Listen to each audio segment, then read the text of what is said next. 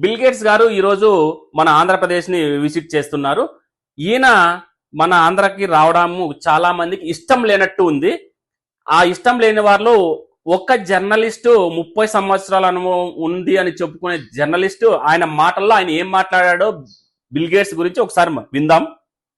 రేపు రాష్ట్రానికి bill gates వస్తున్నాడు. సచివాలయంలో సీఎం మంత్రులతో భేటీ అవుతున్నాడు. ఆర్టీజీఎస్ ఫలితాలని ఆయనకు వివరించబోతున్నారు చంద్రబాబు. ఉండవల్లిలో వ్యవసాయ క్షేత్రాన్ని పరిశీలించబోతున్నారు.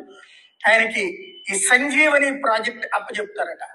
ప్రజారోగ్యము, వ్యవసాయం, విద్యా తదితర రంగాలు సంజీవిని ప్రాజెక్ట్ అప్పచెప్తారట అంటున్నాడు. కానీ సంజీవని ప్రాజెక్ట్ ఏం చెప్పరు. ఆల్రెడీ అది సంజీవని ప్రాజెక్టు మన చిత్తూరు జిల్లాలో కుప్పంలో అది ఆ ప్రాజెక్ట్ అమలు అవుతుంది. అది రాష్ట్ర వ్యాప్తంగా డెవలప్ చేయాలనేదే దీని ముఖ్య ఉద్దేశం. ఈయన ఆఫ్ నాలెడ్జ్ తో మాట్లాడుతున్నాడు. చూద్దాం.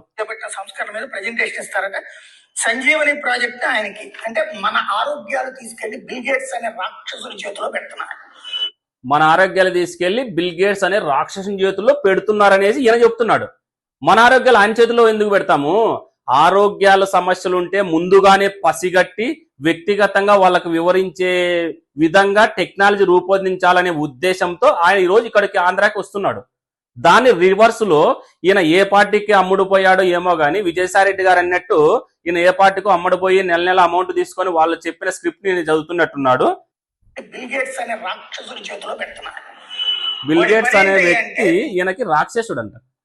రాష్ట్రానికి ఏదో అంతో ఇంతో న్యాయం సాయం చేస్తాడని ఉద్దేశంతో చంద్రబాబు నాయుడు గారు కష్టపడి ఆయన్ని పిలిపిస్తే ఆయన ఏదో చేస్తాడని ఈయన చెప్తున్నాడు. మనకి ఏ రోగాలున్నాయో లెక్కగట్టి దాన్ని ఆ రోగాల్ని పెంచడానికి ఎలాంటి ప్రయత్నాలు చేయాలో చేస్తుంటాడు.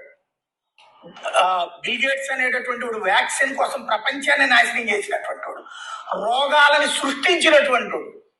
ఏనాడో వీడు రోగాలకు సంబంధించినటువంటి పాండమిక్ గురించి మాట్లాడాడు అన్నది ఎపిస్టల్ ఫైల్స్ లో కూడా తెలియదు. అయినా సరే వాడిని తీసుకొచ్చి నెత్తిన పెట్టుకుంటున్నాం. ఒకప్పుడు మైక్రోసాఫ్ట్ వ్యవస్థాపకుడు అంటే గొప్పగా మెచ్చుకున్నాం.